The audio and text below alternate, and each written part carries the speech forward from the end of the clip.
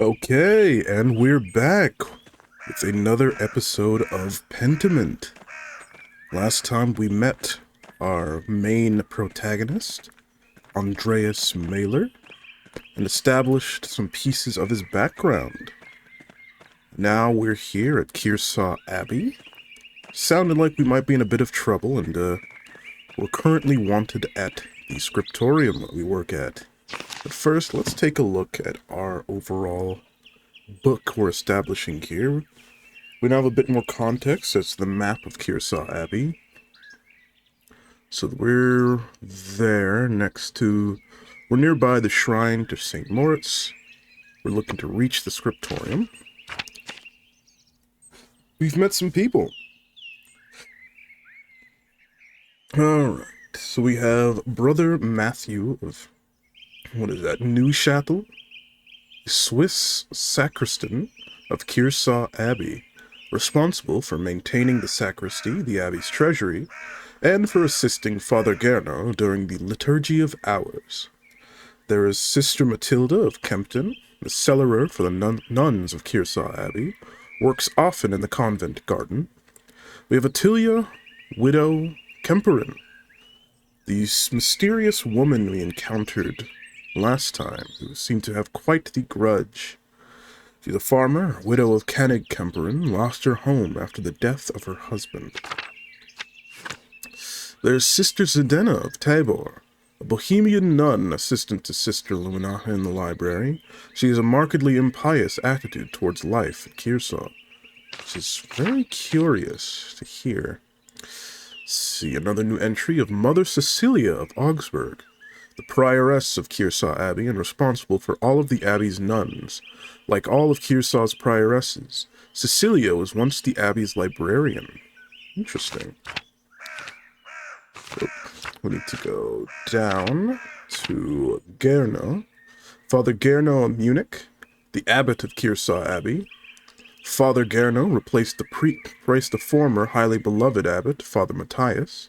Gerno is known in the abbey as a disciplinarian and in the town as a harsh landlord.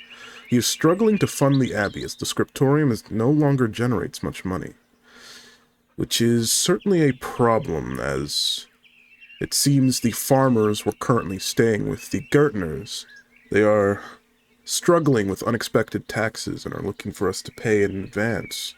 We said we'd help, and, well, we're gonna have to find the opportunity. Let's see, there's Lorenz Rothvogel. We already met him, but he seems to be a very interesting and important character in the situation here. Let's see, a new entry for Marie Druckeren, the block cutter and typecaster, wife of Klaus, mother of Berthold. I think that's all the people we know thus far. An interesting cast established. We have a new journal entry of the Gertner's taxes.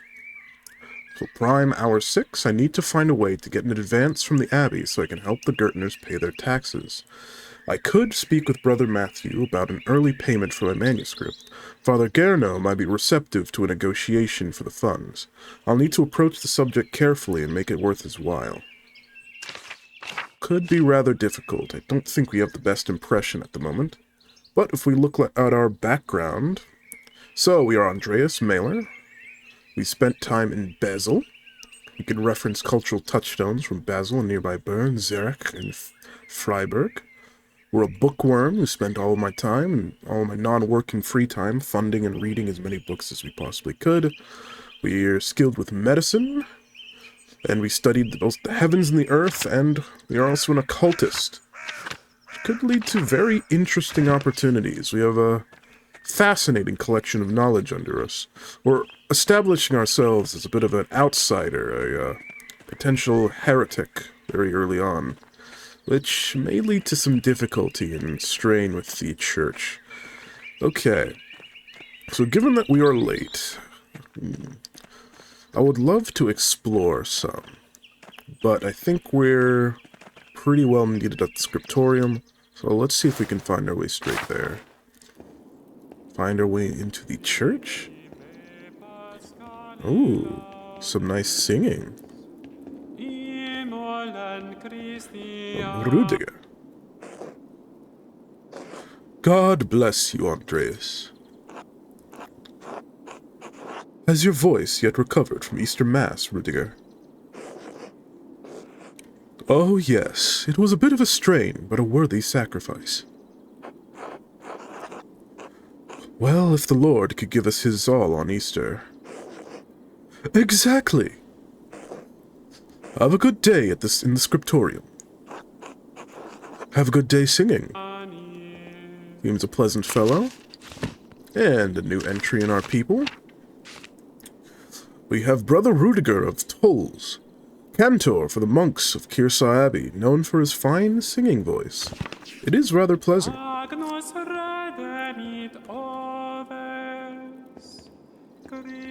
We have a crypt, a tower, very tempting to head to.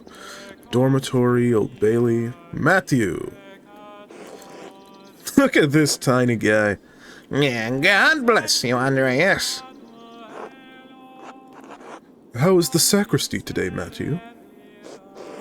Yeah, the same as yesterday. Does my vocation seem silly to you, Master Mailer?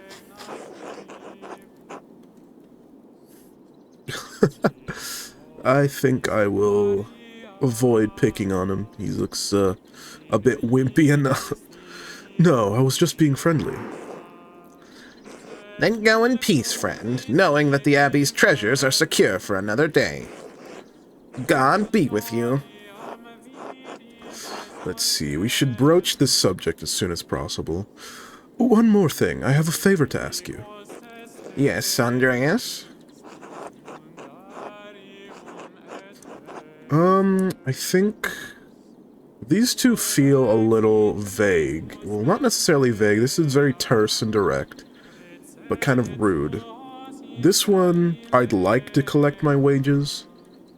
I read that as it's kinda empty. It gives the opening to, close off by just saying, well, as much as I'd like to pay you, I cannot.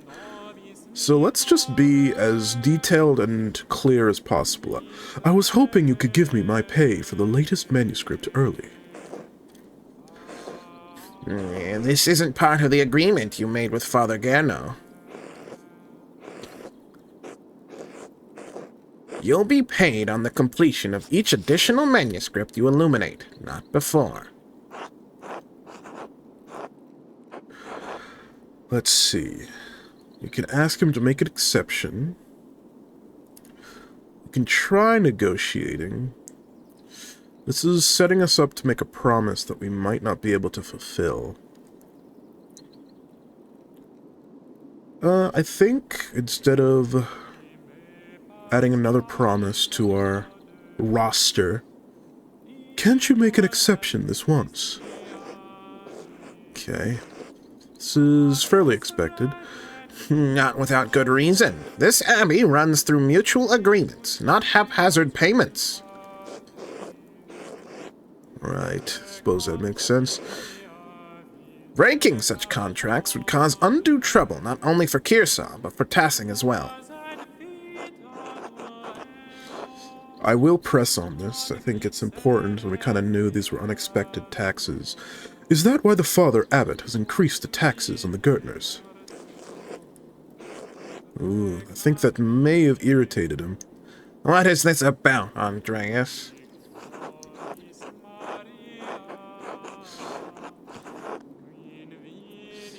Let's see.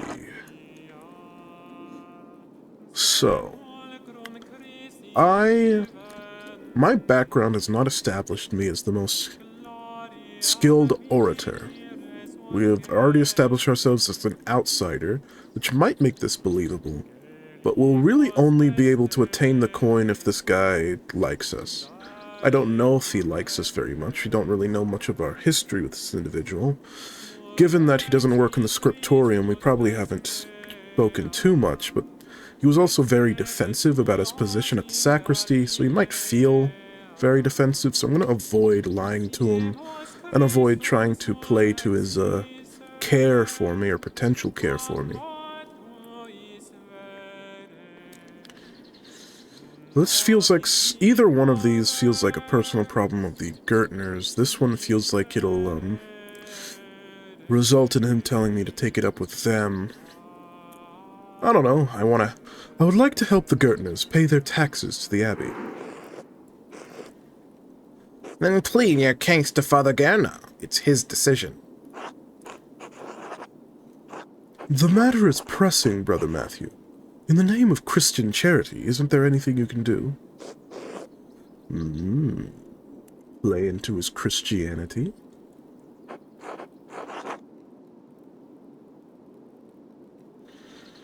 Okay. So we have a persuasion opportunity. So we made friendly inquiry about the sacristy, which is likely giving us a bonus, but that's cancelled out because we didn't admit the Gertners asked for help. Kinda playing to their defense. Yeah, I have failed in that negotiation there. My sacred duty is giving me pause, Master Mailer. Speak to the Father Gerno. I have no problem paying you early if it is the abbot's will to do so. God bless you. Yeah, might get a little awkward then. Okay, so we have the Old Bailey and Dormitory. Let's check the map. If we're looking to reach the Scriptorium, we want to go through the Old Bailey. Seems likely. Pretty appealing place.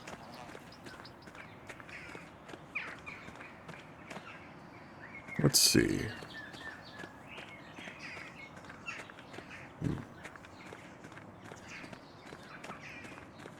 Man, I very much want to explore while I have the opportunity, but I'm late, and I already have a favor I want to ask of the abbot, so I'm going straight to the Scriptorium. Alright. Got plenty of people working here. I've got Piero.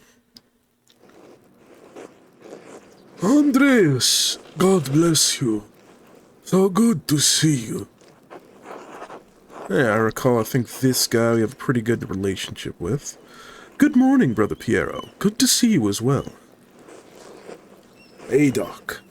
I don't like this weather. My bones ache. It means a storm is coming. Yeah, we heard the same thing from the big guy before. Yeah, Big Jorg. Or Big George? I don't know.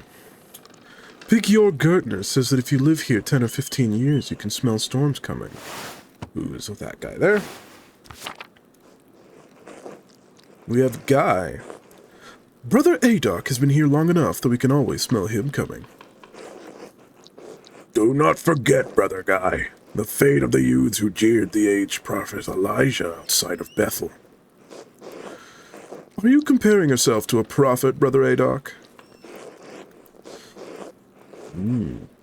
I am comparing you to an impudent youth whom the Lord in his ineffable wisdom may choose to strike down.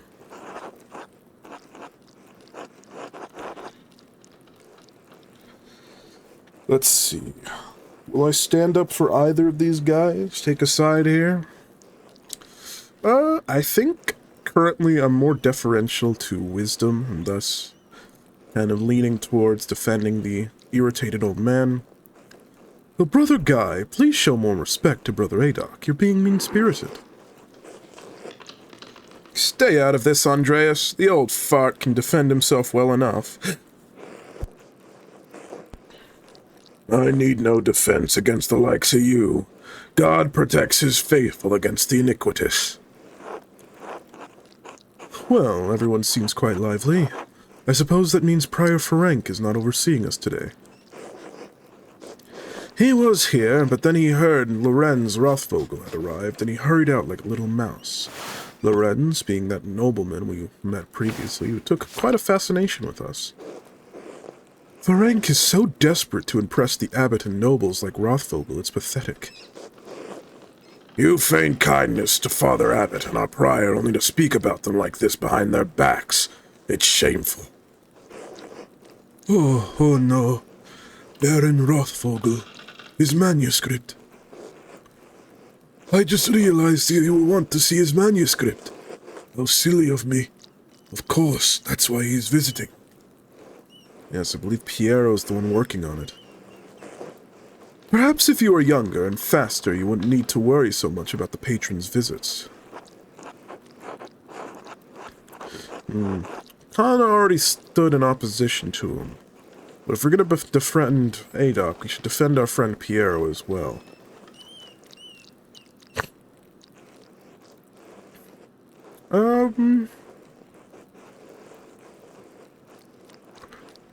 Though maybe we don't need to press. He's kind of being pretty rude. This guy, he's being a bit of a dick. So yeah, Guy, someday you will stand where Piero is, and a young monk will stand where you are now. Huh. Anyway, what's the problem? The Baron is just one client. He has to wait like anyone else. Andreas, Baron Rothvogel is not like anyone else. He has powerful friends, including the Prince Bishop of Friesing. I think that is a glossary entry I'd like to revisit. The Prince Bishop of Friesing is a religious and secular ruler of scattered territories in the Holy Roman Empire, including the lands containing Tassing and Kiersau Abbey. So he's very influential. He has a friend. One of his friends is someone who basically rules over us. Great. Kiersau is already out of favor. Father Abbot did not want to have to deal with more attention. Well, if Prior Ferenc isn't here, I'm going to work on my masterpiece until he arrives.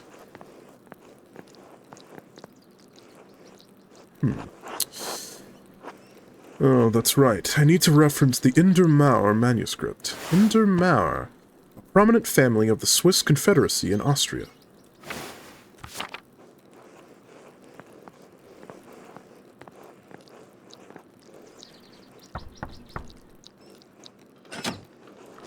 Sedena. What do you want, Andreas? A book. The Indermauer manuscript. The Book of Hours. Your hair looked messy today. Did you get enough sleep? I think I'll go lean into this. What do you mean? I mean, did you sleep alone, or... Why do you want to know? It would be nice to have something to think about during the Divine Reading. Divine Reading, Lectio Divina, is the thoughtful reading of and meditation on Scripture. The practice leads to prayer and contemplation. It is a daily part of life in Benedictine communities. Interesting. I think we read in our entries that Sedena is a bit of an impious sort. She seems to have naughty thoughts. If you can... No, I don't want to push back. It would be nice to lean into this, but could I just get the book? It's all the way upstairs. Can't you get by without it? Oh, cool, and she's lazy. I like her already. I'm sorry, but I really can't. I need to reference it for my work. Really? My feet hurt and the stairs are so steep. I'm just going to ask Illuminata to get it. Another nun? Sister Illuminata? Andreas needs help finding a book, and I don't know where it is. Andreas? Sister Illuminata, I'd like to borrow the Indermauer manuscript, the Book of Hours. What is the Book of Hours again? A type of illuminated manuscript that contains an abbreviated form of the prayers for the divine office in addition to other religious texts. Most are relatively plain, but wealthy patrons often commission lavish examples with elaborate illustrations. Yes, I overheard. Here, please return it promptly. Thanks. I like Sedena. Oh, what's up here? Andreas, may I see how your masterpiece is coming? Of course, your opinion is always welcome. Alright. Ooh, this is a cool piece we're working on here. Yes, the composition is lovely. There is a joyful spirit in your arrangement of the figures. The contrast of colors is also quite nice. Rich and beautiful on their own, but not overpowering the scene.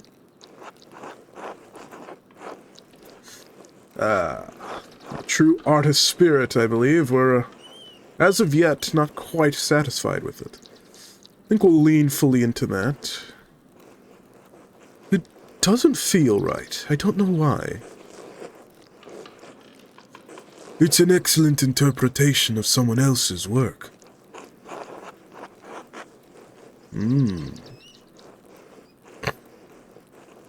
What do you mean? It's all my work. My son, you're copying the illustration from the Indermau manuscript almost exactly. So, what's wrong with that? Haven't I improved on it? Aesthetically, yes. It's wonderful. But I feel you have not given much thought to what it represents. It's November. You can kind of see that. We've got boars. Looks like lots of foraging happening here. Kind of, past harvest, and now we're looking to prepare ourselves for winter, maybe? Perhaps there's the snails. Yeah, I could see that. Ah, yes, and the constellations, the zodiac constellations above. There's Scorpio and, what's the one with the bows? That's Sagittarius, then?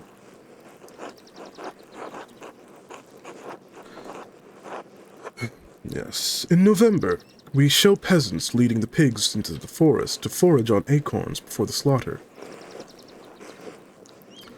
Andreas, the peasants here are no longer allowed to forage acorns in the forest. Many great lords and abbots across the empire have forbidden it. Even Father Gerno. Wonder why. What difference does it make? This is the way November is painted. Interesting. So Andreas seems to be very rigid in his interpretation and his perspective towards art at the moment. Not really one to break, bend, or move on this, huh? But it's not the way November is. Art is illusion, storytelling. But in their most sublime form, these images illuminate a path to truth. It's most important to me that my clients are happy. They won't pay me for truth. Yes, but with God's grace, this book of ours will outlive us all. What will it say to those who see it in a future generation, centuries beyond our comprehension? Hey. Some will gaze deep into your lines and paint to seek a deeper meaning. What will they find? This guy's a repository of wisdom. But you need not listen to my opinions. They are just the thoughts of one old monk.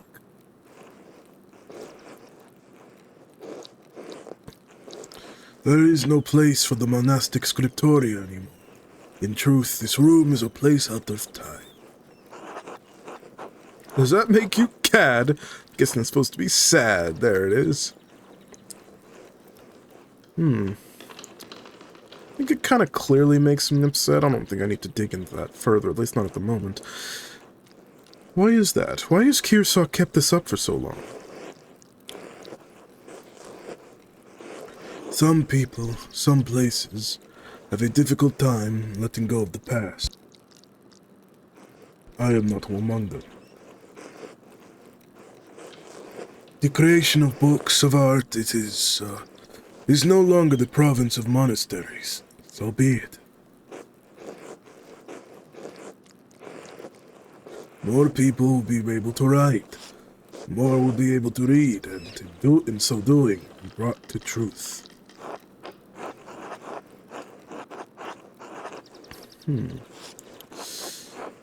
I can see this perspective, but given that we've already established ourselves as someone who has dabbled in occultism, I think we will lean away from questioning that danger. Instead, kind of show appreciation for our elder monk folk. I think there will always be a place for artists like you and Brother Adok. And Guy is, hey, what about me? And Brother Guy. It's kind of you to say so, Andreas, but you need not be concerned for me.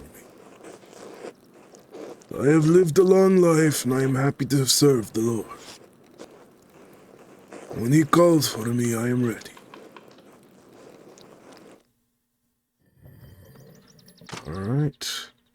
Still passing through the prime hours of work. The bell tolls.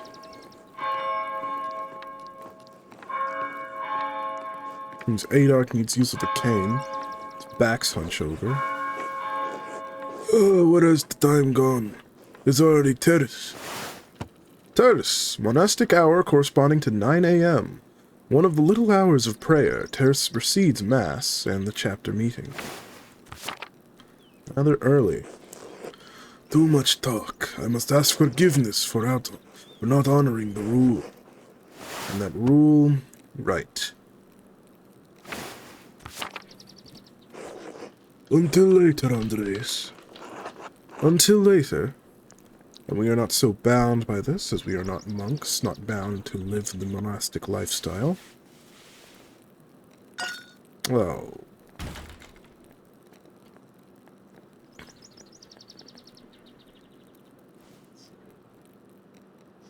Oh.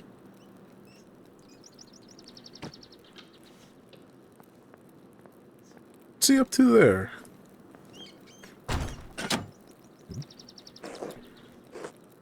What's going on in here? Illuminata seemed a bit... And I'm rather curious as to this. Doesn't look like it can interact with it at the moment. It's Illuminata. Andreas, what was that noise? Oh, I'm sorry, Sister Illuminata. I knocked a bowl of paint to the floor. But then Prior Ferenc came in, wrote in one of his books, slammed it closed, and left. He was in such a hurry I don't even think he noticed me. He was slamming books shut? Prior Ferenc should know better than that. Some of these manuscripts are quite delicate. And we'll lean into our bookworm nature. I fully agree. Delicate or not, all books should be treated with the utmost care. Many contain precious wisdom that can even aid the unenlightened in growing closer to God. They should be protected and cared for. Which is why books should not be taken out of the library unless it is necessary for divine reading or work in the Scriptorium. Chronica Clara. Chronica Clara, the Clear Chronicle. A history of the universe from creation to 1082. Written by the Irish monk Marianus Scotus. Interesting. Are you still mad at me for borrowing the Chronica Clara? No, anger is not an appropriate response for a nun. But it doesn't mean you're precluded from it. But the fact remains that you tricked me into giving you that book for no valid reason. Not valid? Is it not valid to want to see the work of one of the great Irish scribes? One who wrote masterworks that even now grace libraries at Cologne, Fulda, and Mainz? Ooh. So Cologne, a large, powerful, free imperial city on the River Rhine. It is a major hub for commerce between Italy and the Netherlands. It is also a popular site for pilgrims, as its cathedral contains relics of the three wise men, represented as crowns on their arms. There's Fulda, a town built around an old Benedictine abbey near the center of the empire. Fulda's abbots are imperial princes and wield great power. And then Mainz, located on the Rhine River. Mainz is the home of the Archbishop of Mainz, an elector of the Holy Roman Empire and Primus Germanae, the Pope's substitute north of the Alps. No, it's not. Not unless it pertains to your work or the abbot permits it. It's always the abbot, huh? Now, if you'll excuse me. Wait, what's all this fuss about Lorenz ruffled? Why is Prior Ferenc so nervous? Lorenz, I didn't know you were familiar enough with the man to use his Christian name. Anyway, I haven't dealt with him personally, but the Prior and Father Abbot have. I only know that he's purchased a number of our most valuable manuscripts over the years, and he paid enough to help the Abbey when we needed it. Like what? What did he buy? I can't remember. You know I have my own responsibilities to attend to. How about this, Andreas? If you help me recover some missing books, I'll tell you what I know about the Baron. Let's see. I'm curious enough to say yes. Of course, I'll help in any way I can. Thank you. It's for the good of the Abbey. Where should I begin? Out there, where you and your cohort have carelessly strewn books around the Scriptorium. I will tell you what books I'm looking for, find them and return them to me. The first books are 2 volumes of the Aeneid. Ah, classic. The Aeneid, a poetic epic telling the legend of Aeneas, a heroic Trojan who struggles to reconcile his personal desires with his destiny to found Rome. It was written in the 1st century BC by the Roman poet Virgil. Reddish covers, 14 inches by 10 inches, 3 inches thick. Let's see. This feels a little cheeky. Oh, I know the ones. They're among Piero's favorites. He keeps them by my desk. They are not his to keep. Alright, let me just quickly take a look. Okay. Can't quite mess with that yet. Just grab this. Ah. Love the artwork. There's a fair amount of wear on these. I hope you don't mind. These volumes were old even when Piero started to make the copies. How long ago was that? 3 years.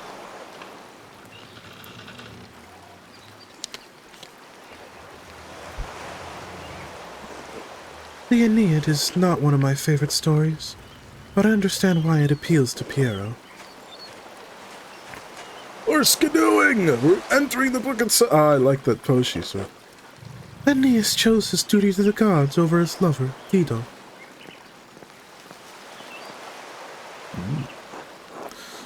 Well, look at me. Do you think Aeneas' sense of duty appeals to Piero? We all have our vocations. Brother Piero takes his more seriously than most of the others in this abbey. You clearly take your chosen vocation seriously. Andreas, I didn't have a choice in my vocation. Few women do.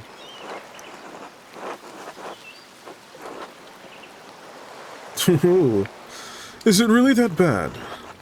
Is it really that bad as being a woman that limited? She's exaggerating, it's fine. A good old dark, evil devil saint on our shoulder. How would you know? This feels more appropriate. True, she knows her life better than I do.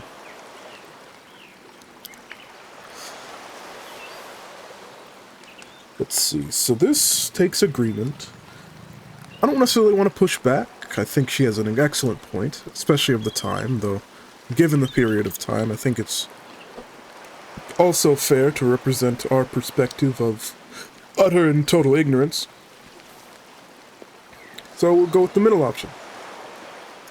True, but that doesn't mean women can't take pride in their vocations. In the City of Ladies, Christine de Pizan defended women of all classes by showing their value to society. Christine de Pizan, one of the most renowned female authors of Western Europe, Christine was a court writer for 3 dukes. She is well known for the Book of the City of Ladies and the Treasure of the City of Ladies, works that defended women and offered advice to women of all backgrounds. Sounds important. An admirable effort. But even if we do exactly as we are told, we are portrayed as vehicles of sin. Yeah.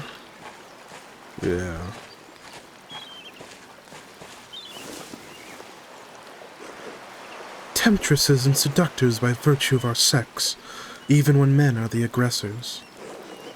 Even in the Abbey we must travel in pairs, lest we tempt the brothers, or others. And here in these pages, Virgil cast Dido as Aeneas' seducer, though it was the gods that thrust her into his arms. Like Dido, we ordinary women are merely tools in the tales of men. We can never be the protagonists of our own stories.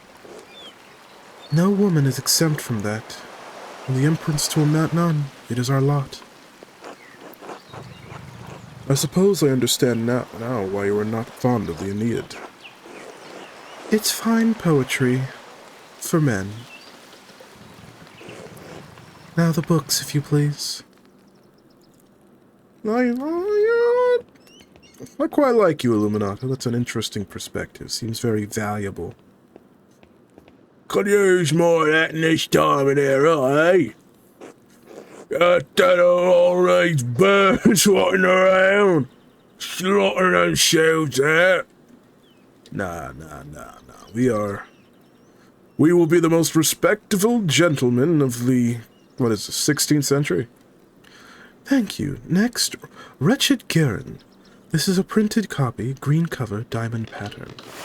Wretched Garen, an Italian chivalric romance written by Andrea de Barberino in the early 15th century. The titular character rises from impoverished origins to go on heroic adventures and discover his noble parentage. Originally published as a manuscript, it enjoyed greater success as a printed book. All right. We have ourselves some rags to riches picaresque tales, I suppose? That's fun.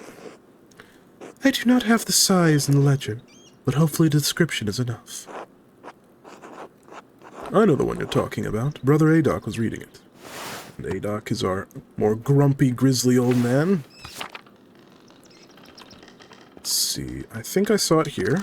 Yep. Hail!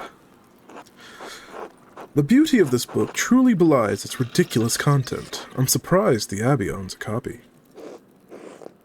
We don't. It belongs to Amadeo Rusco of Ugano. It's a Venetian edition that's quite valuable. Lugano, sorry. Highly contested Swiss market town located in the southwestern Alps. The Dukes of Como and Milan fought for control over it until it was claimed by the Swiss Confederation in 1513. He loaned it to us 5 years ago.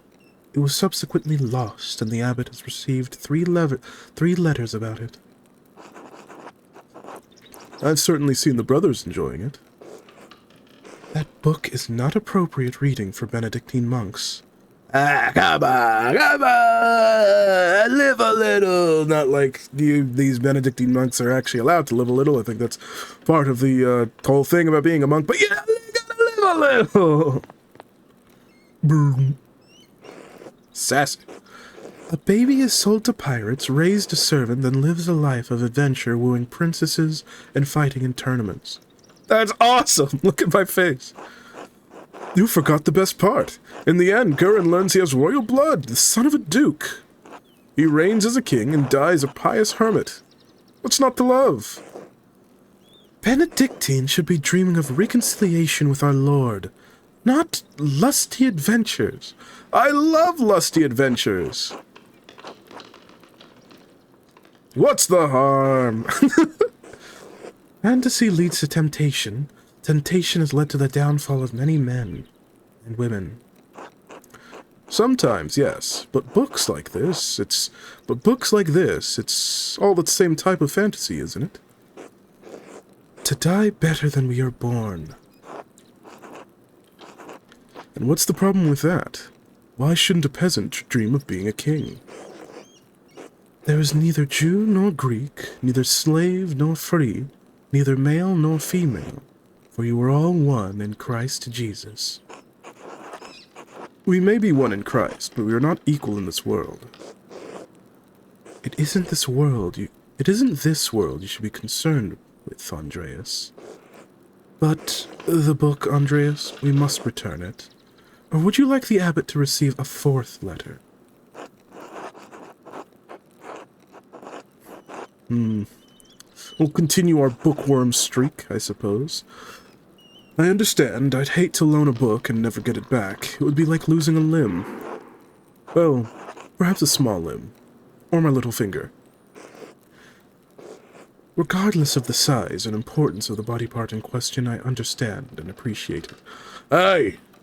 I have plenty of size and importance in my body part, eh? It's not my goal to deprive the brothers of their joy, but to return Amadea Rusco's property. The book, please. Yeah. Here you go. There is only one book left. Then you'll be freed from bondage.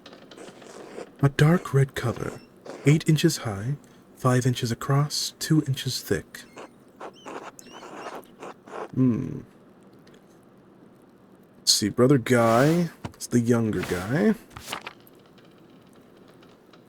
She seems to be avoiding telling me what it is, though. What is it? The description should be sufficient. I don't know why you won't tell me, but that's alright, I'll find it. Let's see. Ah, here we are, right here.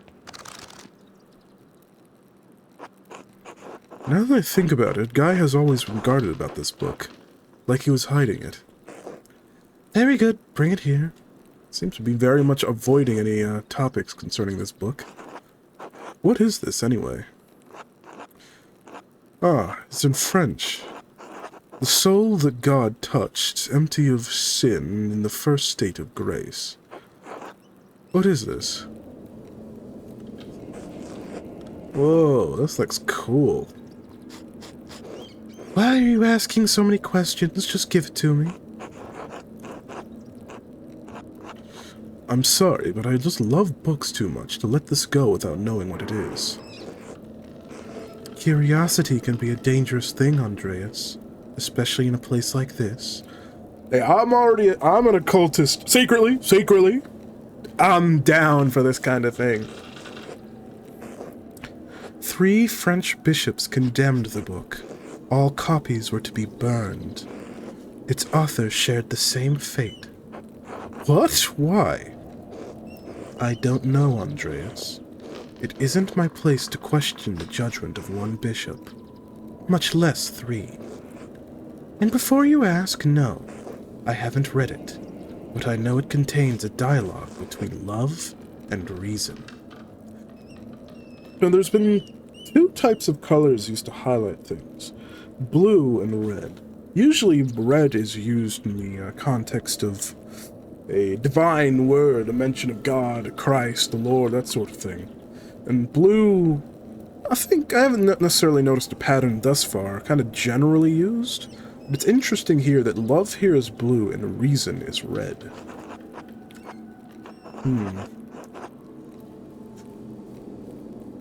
I wonder. Oh, regardless. So the book is dangerous. When did the bishops condemn it? Oh, we can fly! This is the power of our imaginations! Ah! 200 years ago. Jeez, what are we... Why? Why is it still here? Because Father Matthias loved books. All books. He didn't want to see it destroyed. Based Father Matthias. And he was right to do so. Books shouldn't be destroyed, even if their content is in question. The Holy Church does not share your opinion.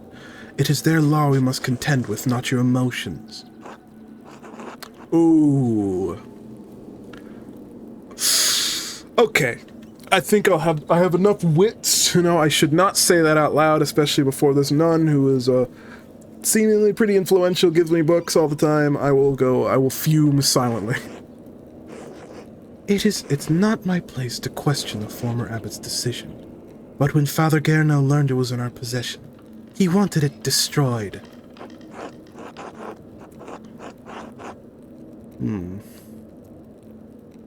Oh, this is tricky. Must the book be destroyed? No one even knows that it's here. I do. So do Mother Cecilia and Father Gerno. Mother Cecilia? Given that she was referred to as mother, she's probably head nun?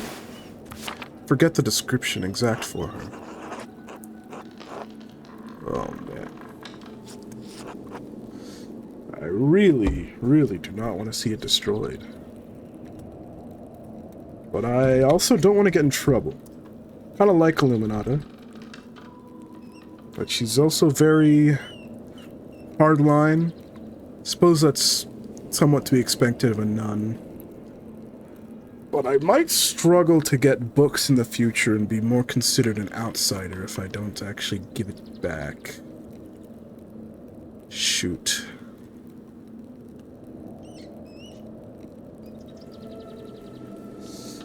Alright. I think I'll take a stand. I've contemplated this. It's a tough move. But as a bookworm and a secret occultist, I feel the calling that is important to me for me to act here and now. Well, I've refused to give it to you if all you're going to do is destroy it. What? Why not? What are you going to do with it? Okay, I won't go that far and say that. I'm not sure. I'll hide it. Keep it safe. Give me that book or our deal is forfeit.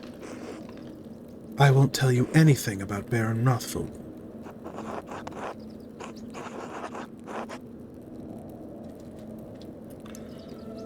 Oh, man. This is tricky. I think we kind of already learned that... I don't know if she takes too much pride in her vocation. I mean, she definitely takes her job seriously. But given her dialogue from her discussion, her role as a woman in the Aeneid, we don't know if she truly enjoys her lot in life.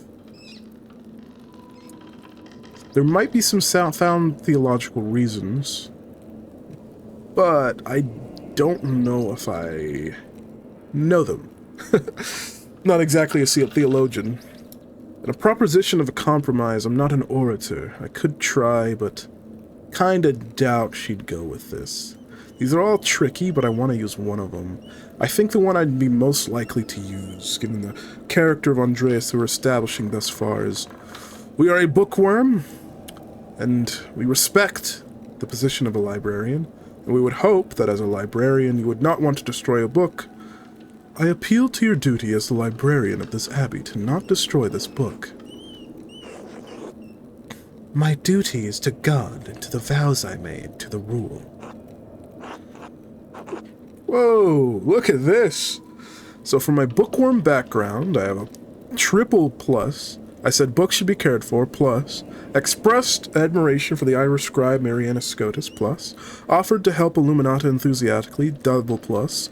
Quoted Christine de Pizan to show the value of women, plus. Said losing a book was like losing a limb, plus. Claimed that you love book too much, plus. Books shouldn't be destroyed, double... Oh, successful persuasion. That's awesome. Andreas, I love God. Books contain knowledge that can help bring us closer to his truth. I do not love books as things, but I love that books can convey God's truth. It is not my place to judge your love of books, but it is not a love we share. My love burns bright enough for both of us. I mean it, sister. You cannot destroy this book. Andreas, you sound deranged. It's only a book. Ooh. Ooh. Dang. Triple persuasion. We're missing some more. That sucks. Then just let me keep the book, please? Now you sound even more deranged. I'm sorry. Whew. Well, we'll keep trying. Man, it was almost successful, but jeez, even with all the pluses, it was not enough. Well then, consider the sound theological reasons for allowing this book to exist. More sound than a condemnation from 3 bishops of Paris? Good point. Yeah, we have no pluses there. I mean, who are you going to trust, them or me? Thank you for making my decision so easy. Did you leave university voluntarily, or were you expelled? I propose a compromise. I will take the book from the Abbey, far away. I'll be gone by the time Father Gerno asks about it, and if you like, you can say I stole it. I doubt he'll make a fuss about me stealing a book he wanted destroyed. I don't like this, Andreas. It feels wrong in my heart. Ooh! +5 on the persuasion for this one. That's all we have. It's at least enough for this first part. Sheesh. We'll see if how many persuasions we need to do before it just decides we fail. I swear I'll take it far away. It's been out of here for years, and besides, how could you have stopped me? I'm trusting you in this, Andreas, against my better judgment. Don't make me regret this. Hey, guess that was enough. Woo! Made it. Hey, you get to keep a book. Nice. Preserving a book's nice. Alright, was there anything else to discuss? I guess Lorenz, right? Now then, Baron Rothvogel. Quickly, though, I need to finish up here.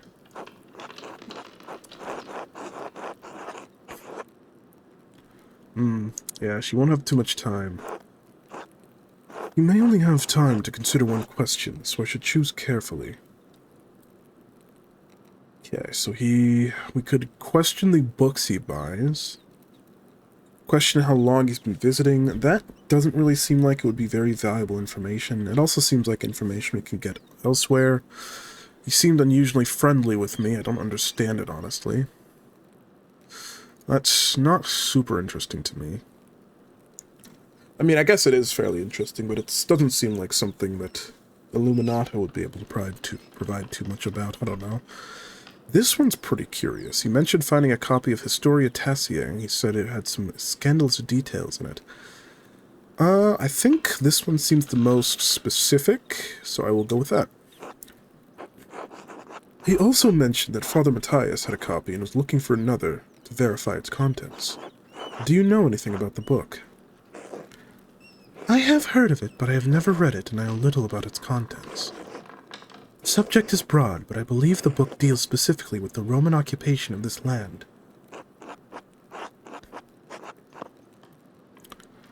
The Romans in Tassing. What could have upset Father Matthias? Getting her perspective on this one could be valuable. What about that could have upset Father Matthias so much? I can't claim any deep insights into the former abbot's mind. I understood him to be a virtuous and charitable man, sometimes to a fault. It is not always best when an abbot considers himself a friend to his brothers instead of their shepherd.